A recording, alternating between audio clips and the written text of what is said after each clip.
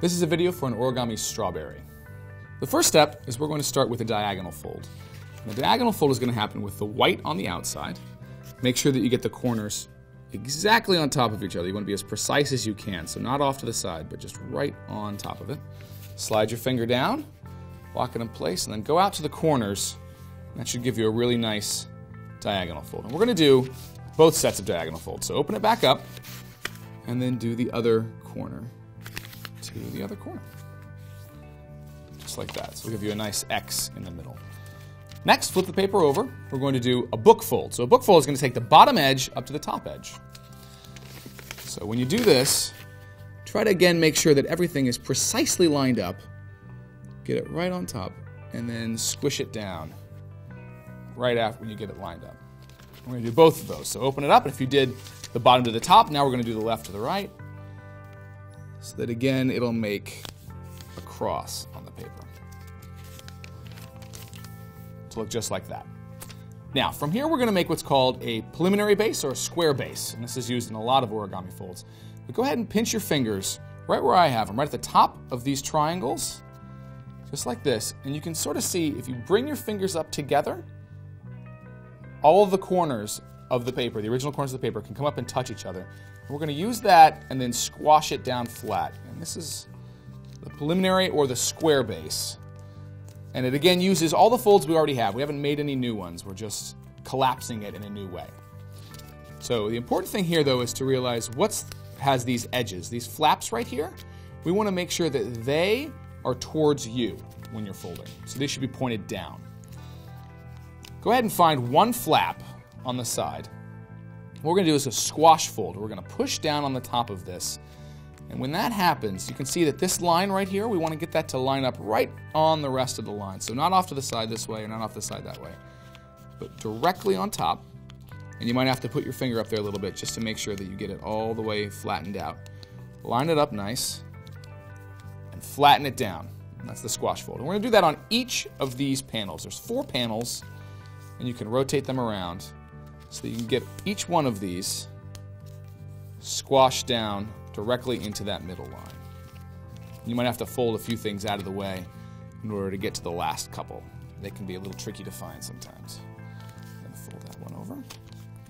And just like that. So all 4 panels are now squashed. And make sure that you have them all with an equal number on each side. So now, if you might have it right now where there's 3 on one side versus 1, just get it where it's 2 and 2, just like that. And that is the base that we're going to use. Next, we're going to take one flap and we're going to fold it over so that you have all color showing, just color. We're going to do what's called a kite fold. We're going to take both of these bottom corners right here, these edges, and fold them into the middle line, just like this. And again, be as precise as you can to make sure that everything lines up there, just like that. And we're going to do this on all 4 of the panels as well. So go ahead and fold 2 flaps over this time, and that'll get you another of these shapes that are all colored.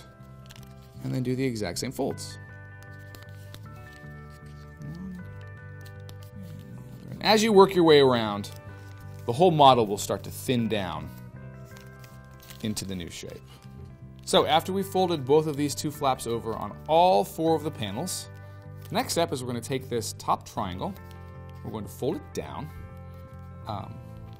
As far as it'll go, it'll line up right at the top edge of where the color starts, just like that. We're going to do that on all 4 flaps, so go ahead and fold it over. Find that next little white triangle, and work your way all the way around, finding the panels where it's open, and then fold that flap all the way down. So this is what the model should look like all the way around. So next step, after we folded all these down all the way around, we're going to fold one flap over to where you get this shape where it's all colored. We're going to make a little kite fold. We're going to fold just a little triangle down on each side. This is going to happen 8 times. And it's going to go down to this corner right here and up to the top. So go ahead and flip it over. And again, make sure that you don't do it where you've got this flap folded down. Don't fold it like that, but make sure you have it where you've folded a flap over and it's all just color.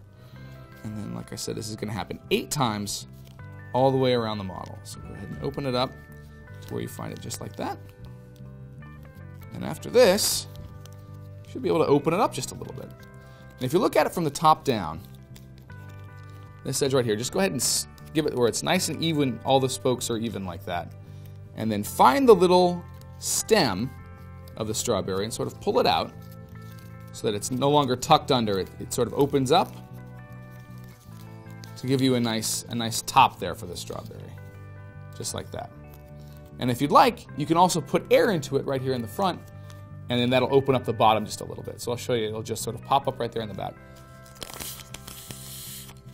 Just a little bit like that, gives it a little bit more shape, a little bit more volume for the origami strawberry.